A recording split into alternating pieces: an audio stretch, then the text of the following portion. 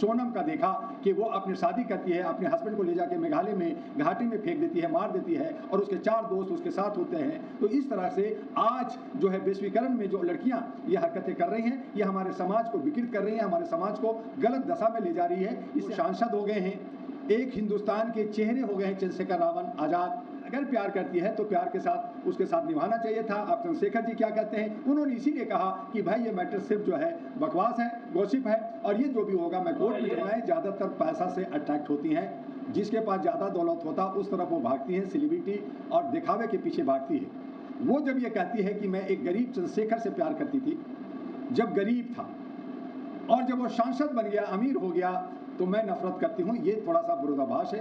ये क्या कहेंगे जिस तरह से चंद्रशेखर रावण पे एक लड़की आरोप लगा रही है, रोहिणी खावरी, 2022 में पता चलता है कि चंद्रशेखर रावण शादीशुदा हैं, लेकिन आरोप लगा रही है अब 2025 में। क्या लगता है कि इन आरोपों में कुछ सच्चाई नजर आती है, या फिर आरोप है, या फिर ये इस षड्यंत्र के तहत कैसे किया जा रहा है? जर्नलिस्ट महोदय, ये सब गॉसिप है, ये सब प्रचार का एक अंग है। चंद्रशेखर रावण को चंद्रशेखर आज़ाद बनाने में मेरा अहम भूमिका रहा है। छोटा भाई है मेरा, काफ़ी उसने स्ट्रगल किया, बहुत आगे काम करने का एक जज्बा रखता है, लेकिन जब कोई आगे बढ़ता है तो उसको बदनाम करना, उसकी टांगे खींचना लोगों की फितरत है। जहाँ वो प्यार करती है वहाँ जो है इकरार भी करती है और फिर बेवफा करती है। ये सब एक षड्यंत्र का हिस्सा होता है, और इससे वो चाहती है कि पॉपुलर हो जाए। इसी तरह से फिल्म इंडस्ट्री के अंदर भी लोग स्टंट करते रहते हैं।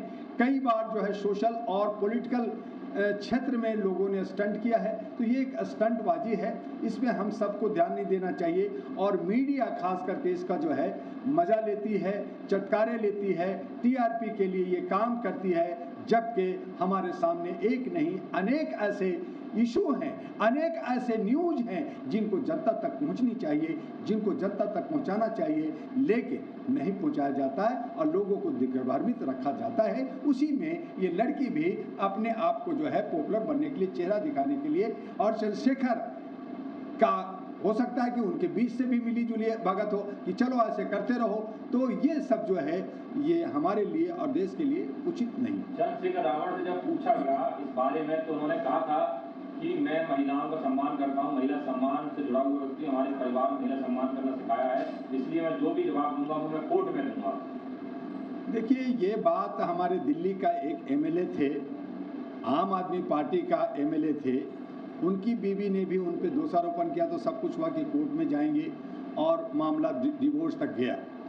यहाँ पे एक वो सांसद हो गए हैं, एक हिंदुस्तान के चेहरे हो गए हैं चंद्रशेखर रावण आज़ाद, तो वो भी खामोशी से कि कल को कोई और बोले, कोई और बोले, उससे बेहतर है कि भाई ठीक है आप केस करो, कोर्ट में मैटर जाएगा, वहाँ जवाब देंगे, वहाँ पे जो है सबूत देना होता है, वहाँ पे गवाही देना होता है। तो वो इसीलिए अब देखना है कि जो लड़की जो ब्लेम कर रही है, क्या वो कोर्ट का सहारा लेगी या सिर्फ गॉसिप बनाएगी।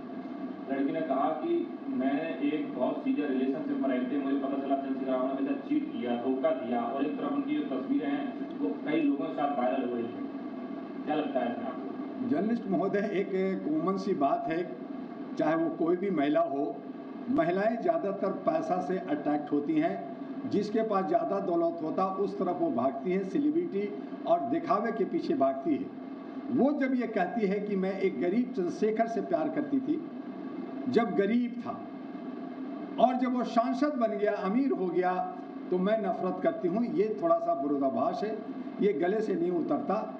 लेकिन वहीं पे उस लड़की का मैं नाम इसलिए नहीं ले रहा कि मैं किसी को प्रत्यक्ष रूप से बदनाम नहीं करना चाहता, हालांकि ये बहुत ही सभी के जगह पे ये न्यूज़ हो चुका है, जान चुके हैं, लेकिन उसके बाद भी हम चाहेंगे कि महिलाओं का सम्मान हो और लोगों को ठेस ना पहुंचे।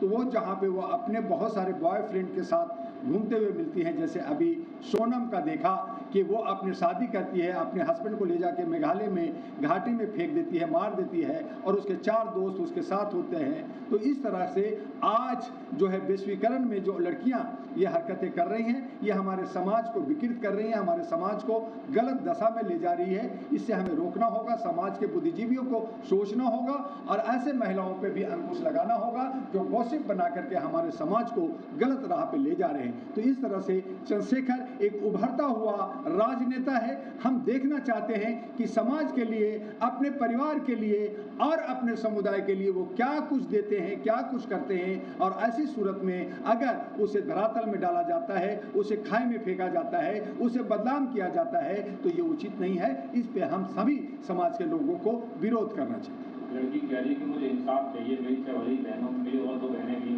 मेरे साथ जो गलत हुआ है, मेरे साथ चीट हुआ है, मुझे उसका इंसाफ चाहिए।